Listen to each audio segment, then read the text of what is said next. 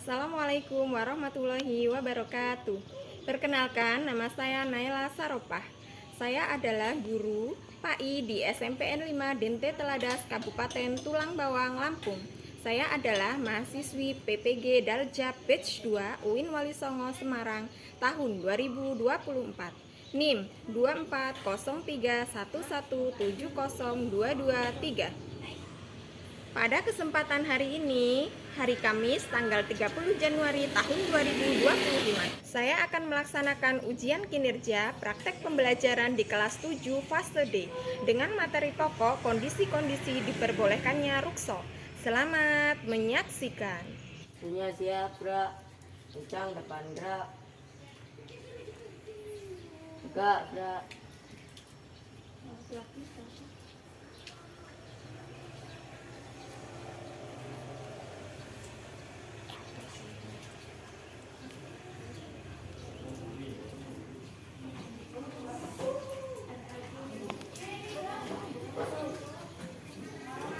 Assalamualaikum warahmatullahi wabarakatuh. Waalaikumsalam warahmatullahi wabarakatuh. Apa kabar semuanya? Hatiku, pikiranku, tubuhku, fresh. Oke, biar kita fokus, kita ice breathing dulu ya. Tepuk fokus. Melihat, mendengar, mengingat, fokus.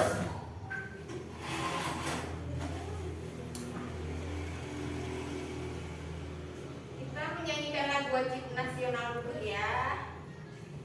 Dipimpin oleh Evita. Hiduplah Indonesia Raya Tuhan.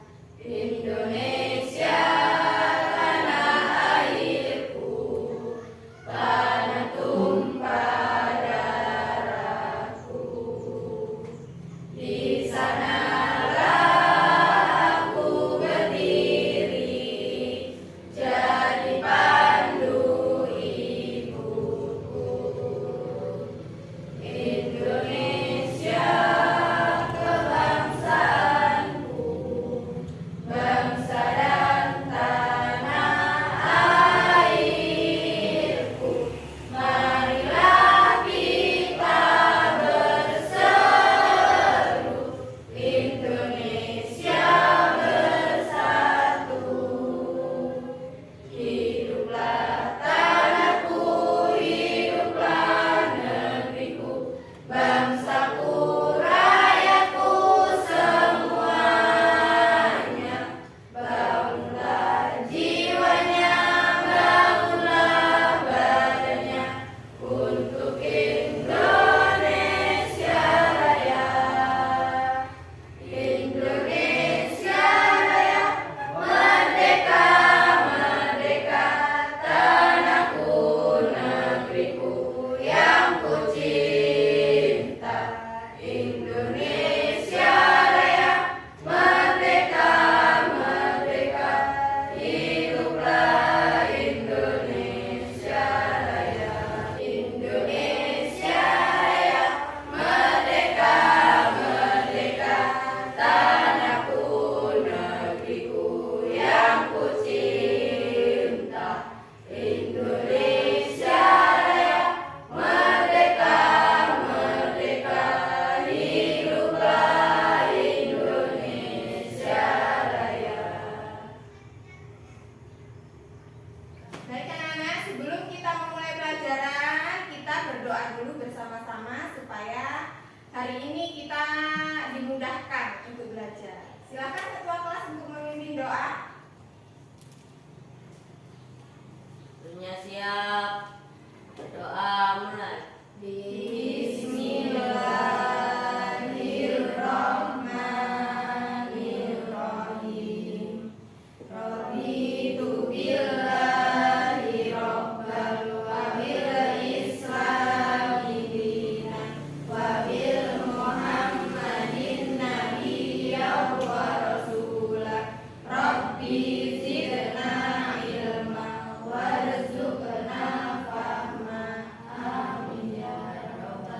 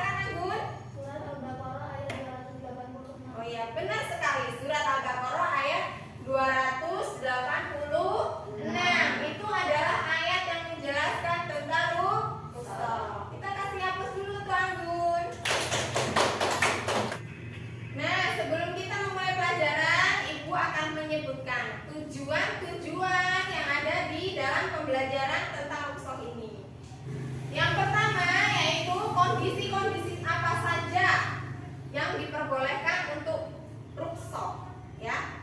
Yang kedua, hikmah-hikmah apa saja dalam rukhsah ini, ya. Yang terakhir itu mengembangkan nilai-nilai pelajar Pancasila, yaitu istiqomah, kejujuran, disiplin, dan murah hati. Ibu akan menyampaikan kegiatan pembelajaran pada hari ini. Nah, hari ini kalian menyimak ibu yang menjelaskan tentang materi kondisi-kondisi apa saja yang diperbolehkan seseorang itu untuk mendapatkan rukhsah dalam beribadah. Kemudian setelah itu nanti kita akan bikin sebuah proyek, ya. Jadi kalian simak dulu penjelasan dari ibu, nanti akan ibu bagi kelompok. Setelah itu ibu kasih tugas untuk membuat proyek sebuah video pembelajaran dari materi yang sudah ibu sampaikan. Siap ya anak-anak untuk menyimak pembelajaran pada hari ini? Siap. Untuk penilaiannya nanti akan ibu nilai video-video yang sesuai kriterianya, ya.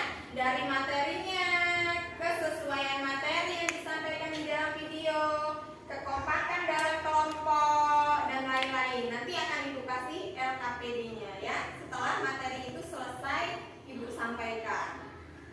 Baik anak-anak, ibu akan menjelaskan materi pada hari ini, yaitu tentang rukhsah dalam sholat, ya, yaitu kondisi-kondisi diperbolehkannya rukhsah. Jadi di materi ini ibu akan menjelaskan kondisi-kondisi apa saja yang diperbolehkan seseorang untuk mendapatkan rukhsah dalam beribadah.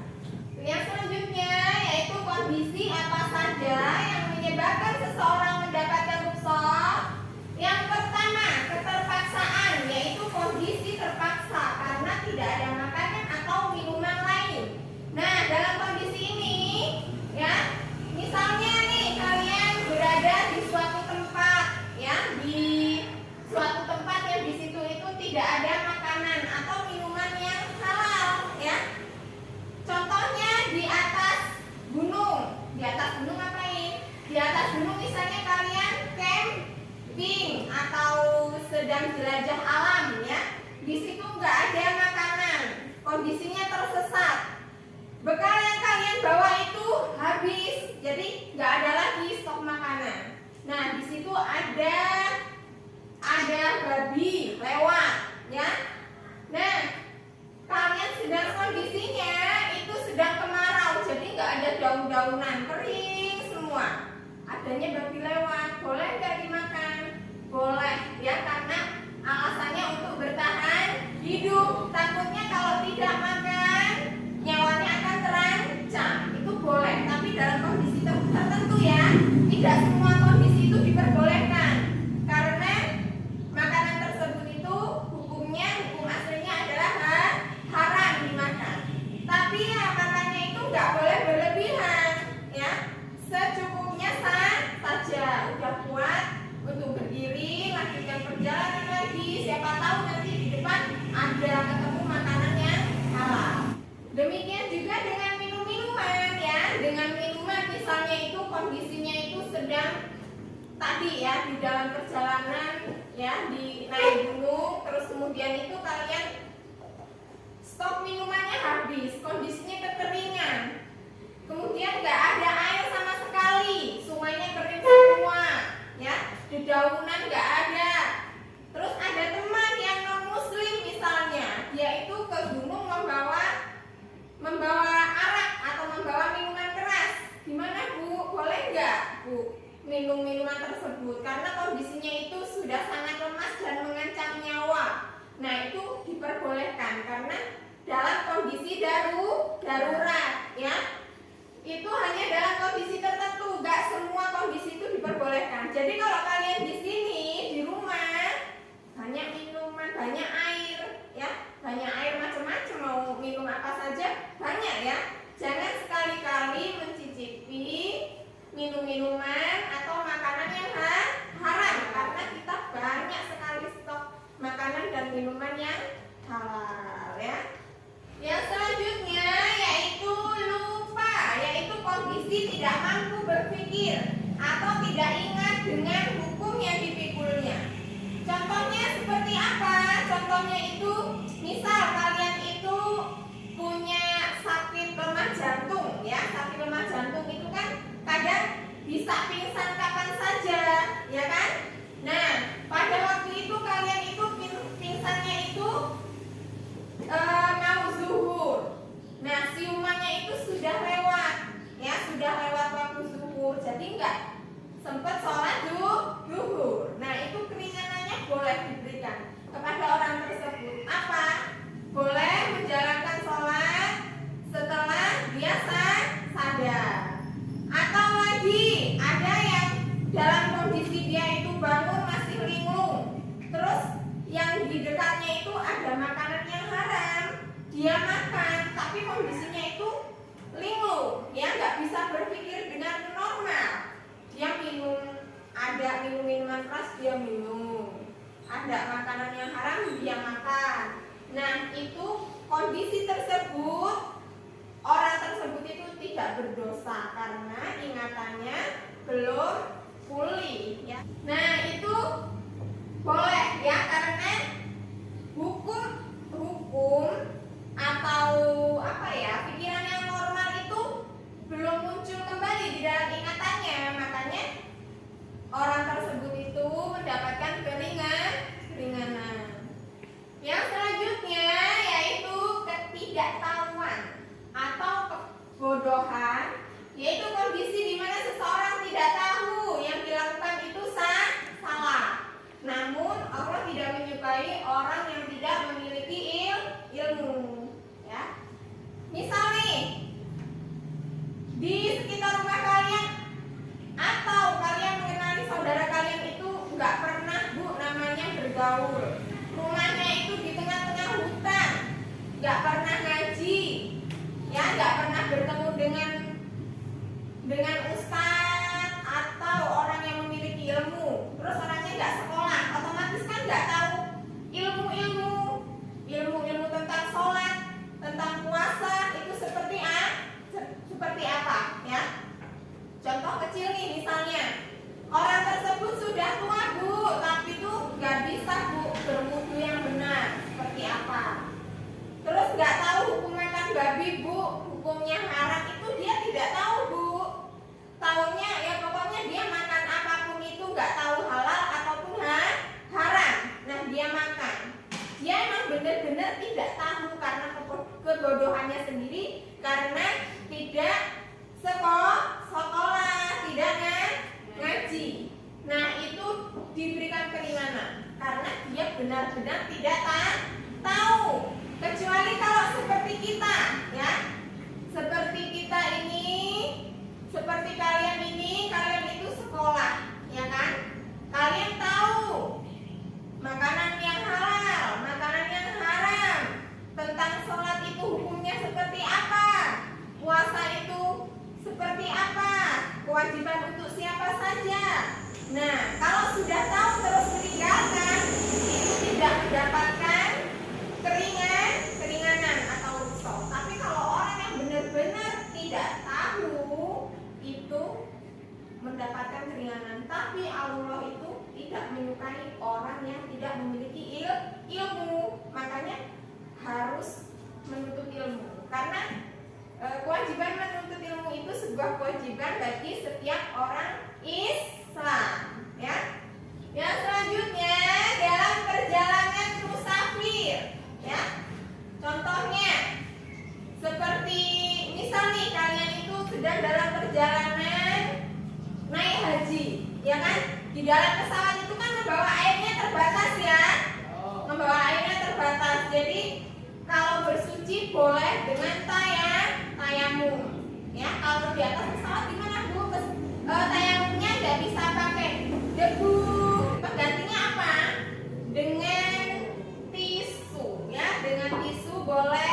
Kalau wudu itu ditempelkan di dinding pesawat itu boleh, ya.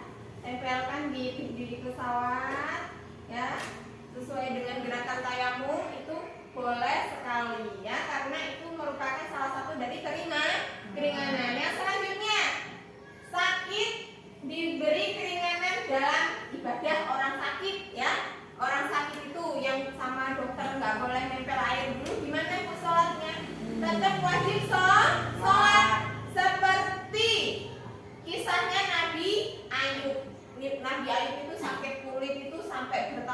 tahu sampai dagingnya itu digerogotin sama belatung ya, tapi beliau hatinya itu masih, jadi sholatnya dibatin dengan hati ya. Itu contoh yang sakit yang luar biasa, apalagi kalau cuma pusing, sakitnya itu ringan ya, diusahakan sholat. Bu, dingin banget, gak bisa nempel air, boleh dengan berwudu seperti musafir yang ada di pesawat tadi ya. Bila pokoknya niat sholat ya. Sholatnya sambil tiduran boleh, sholatnya sambil duduk boleh, karena Islam itu sangat mudah. Kalau kita mau menjalankan ibadah itu semuanya dimudahkan. Yang selanjutnya, kekhususan untuk perempuan yang hamil dan menyusui ya. Untuk orang hamil itu boleh nggak pada waktu bulan puasa itu tidak berpuasa? Jawabannya boleh, asalkan ada syaratnya ya. Syaratnya itu apa? Kalau puasa ditakutkan itu janin yang ada di dalam kandungan itu kondisinya terancam ya. Kalau khususnya untuk trimester pertama 1 bulan sampai 3 bulan itu rentan ya. Jadi mulai berproses itu seorang ibu itu perlu banyak minum vitamin dan makanan-makanan sehat. Boleh trimester pertama itu misalnya pas hamil itu pas bulan puasa boleh nggak puasa dulu ya, karena dikhawatirkan mengancam janin ya. Tapi ditulis ya, meninggalkan puasanya itu berapa hari, setelah itu dipodok setelah selesai bulan Ramadan ya.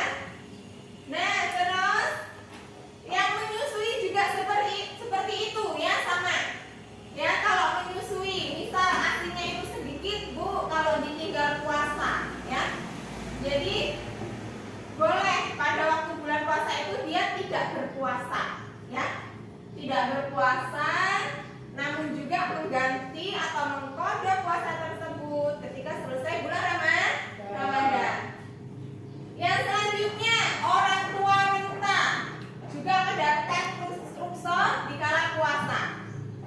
Orang yang sangat tua ya, sudah tidak bisa berpuasa lagi, walaupun nggak puasa juga tidak bisa mengkodok puasanya. Nah, orang tua tersebut boleh tidak berpuasa ya, daripada nanti tambah sakit, boleh nggak berpuasa.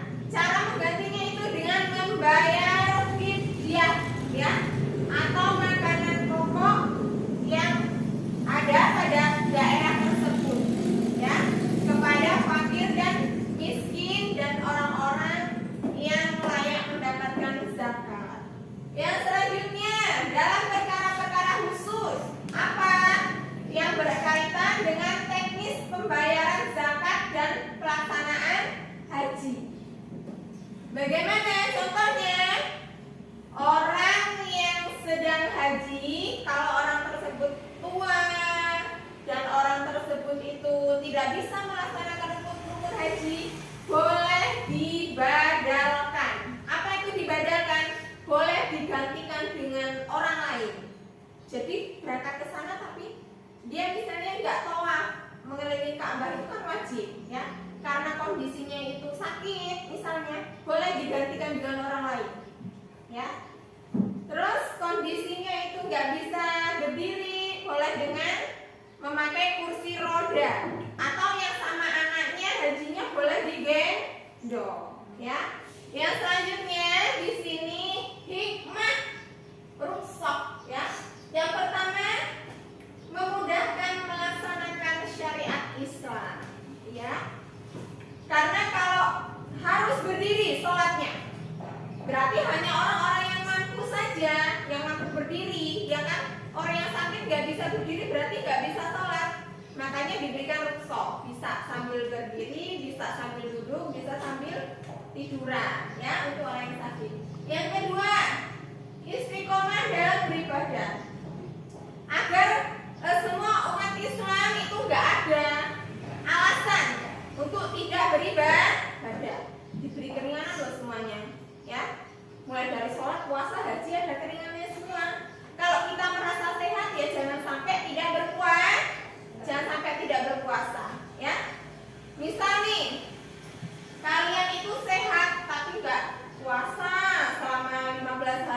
bulan puasa, wah rugi sekali.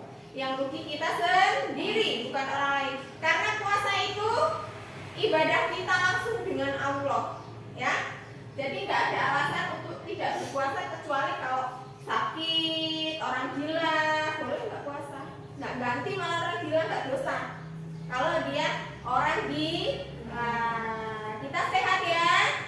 Alhamdulillah. Yang selanjutnya, mendorong sikap disiplin. Puasa itu mengajarkan sikap disiplin. Sholat juga mengajarkan sikap disiplin. Ya enggak?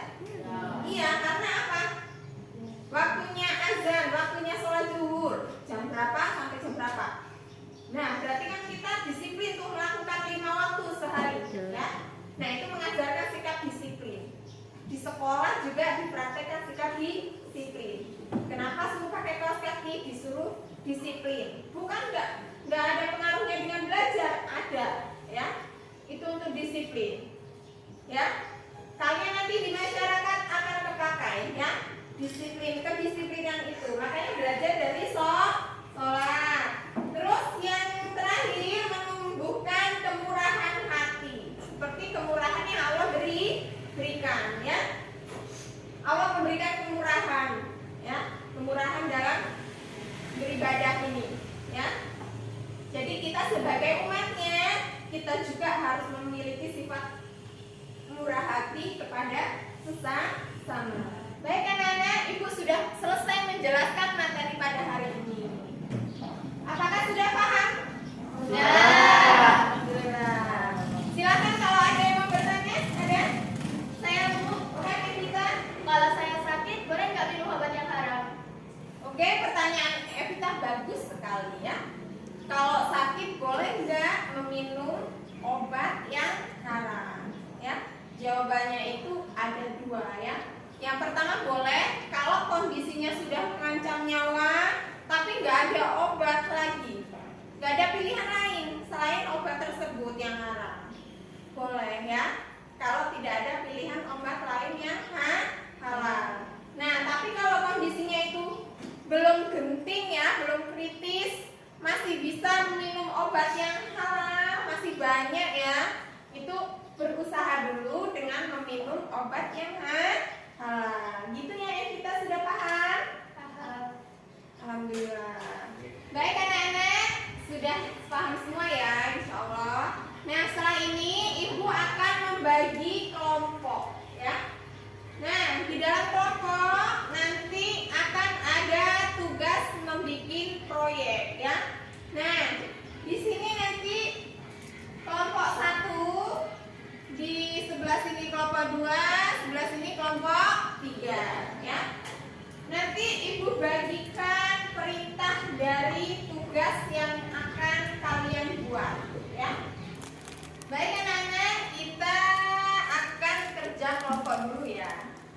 Nah, sekarang Ibu bagi kelompok sesuai dengan kelompoknya masing-masing, kelompok 1, 2, dan 3. Baik anak-anak, kalian sudah terbagi kelompoknya menjadi kelompok 1, 2, dan 3. Sekarang Ibu bagikan LKPD kelompok ya. Di sini ada tata cara membuat video ya, instruksi dari pembuatan video ya. Ada pertanyaannya juga yang harus kalian selesaikan di sini. Setelah itu, setelah kalian diskusikan, kalian membuat video sesuai dengan pertanyaan masing-masing ya. Bagikan. Ini kelompok 2. Untuk kelompok 3.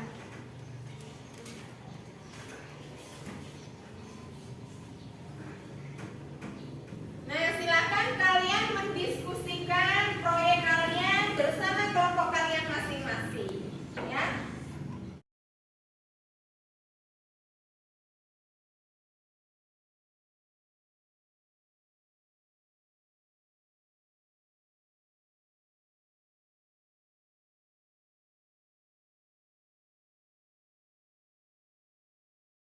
Gimana kelompok 1? Ada kesulitan? Ya, sudah bisa ya membuat video ya. Ini sambil dibaca instruksinya ya. Untuk kelompok 2 tugas ya. Ada yang mencari ide bagaimana, ada yang mencari jawabannya, ada yang edit video ya. Gimana untuk kelompok 3? Ada kesulitan? Ada. Dibagi ya untuk tugas-tugasnya. Ada yang mencari jawaban, ada yang edit ya. Silakan dilanjutkan. Baik anak-anak, sudah selesai untuk pembuatan videonya? Sudah. Oke, kalau sudah selesai, kita presentasikan hasil proyek kalian masing-masing dari kelompok 1, kelompok 2, dan kelompok 3. Nah, setelah itu nanti kelompok lain menanggapi untuk video yang diputar dari kelompok-kelompok ya. Baik anak-anak, kita saksikan presentasi dari kelompok 1. Bagaimana hukum bangsa menurut klasifikasi ulama fikih yang akan dibahas oleh kelompok 1.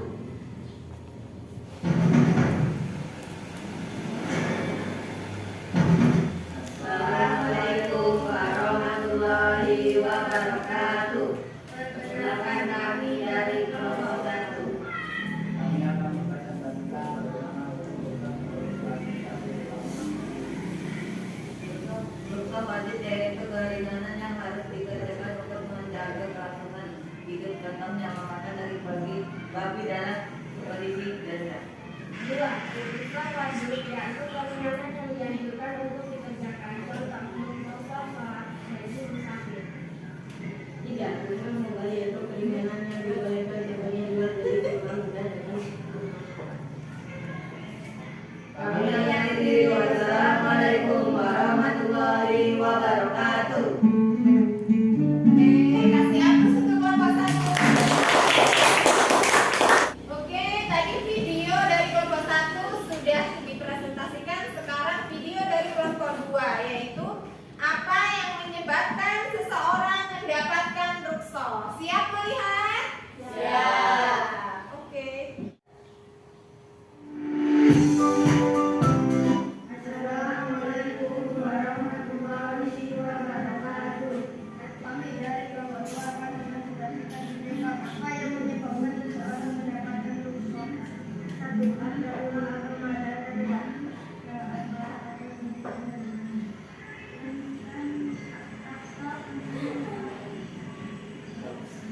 Kami akhiri. Wassalamualaikum warahmatullahi wabarakatuh. Oke, kita kasih aplaus untuk kelompok 2. Baik anak-anak, video dari kelompok 1 dan kelompok 2 sudah diputar. Sekarang siapa yang akan menanggapi dari video kelompok 2? Silakan. Ayo Bu. Ya, silakan Rehan dari kelompok 1. Bagus. Saya ingin menambahkan jawaban dari kelompok 2 yaitu terjamin kondisi tidak lanjut. Oke, terima kasih atas tambahan jawaban dari kelompok 1. Kelompok 2 diterima ya kritik dan sarannya. Ya, terima kasih untuk kelompok 1. Kita kasih aplaus. Baik, sekarang kita putar video dari kelompok 3 dengan pembahasan mengapa rukso itu melatih kedisiplinan. Mari kita saksikan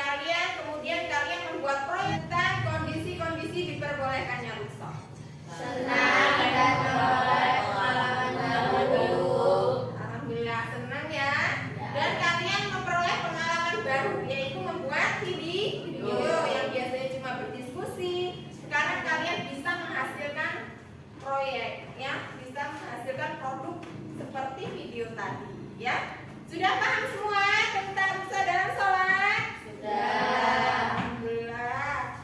Baik anak-anak, kita sudah berdiskusi, kemudian kita sudah berada di penghujung pembelajaran kita. Oke, di sini siapa yang dapat menyimpulkan pembelajaran pada hari ini? Silakan. Saya Bu. Oke, silakan Latifah berdiri. Rusa adalah perubahan hukum asal karena unsur untuk memberikan kemudahan. Oke, terima kasih kesimpulannya untuk Latifah. Kita kasih hapus dulu ya. Oke, silakan. Ada yang mau menyimpulkan lagi?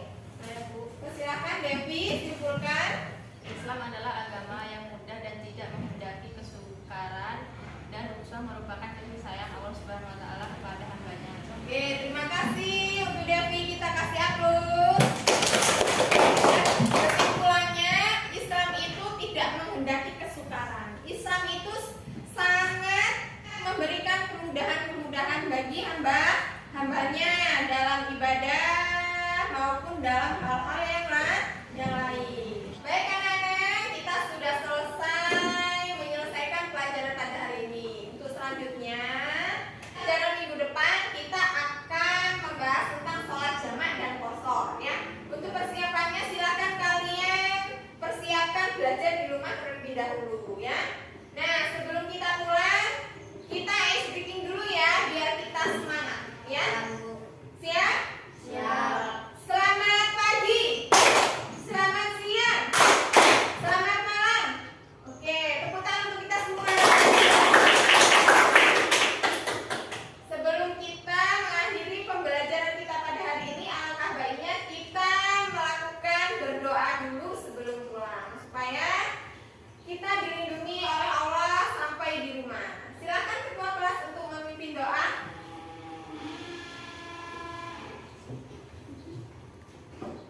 Semuanya siap. Berdoa mulai. Bismillahirrahmanirrahim. Wal asri innal insana lafil khusri illal ladzina amanu wa amilus sholihati wa tawasau bil haqqi wa tawasau bis sabri. Amin ya rabbal alamin. Berdoa saya diberi salam kepada Bu Guru. Selamat siang Bu Guru. Selamat siang, Ibu akhiri. Wassalamualaikum warahmatullahi wabarakatuh. Waalaikumsalam warahmatullahi wabarakatuh.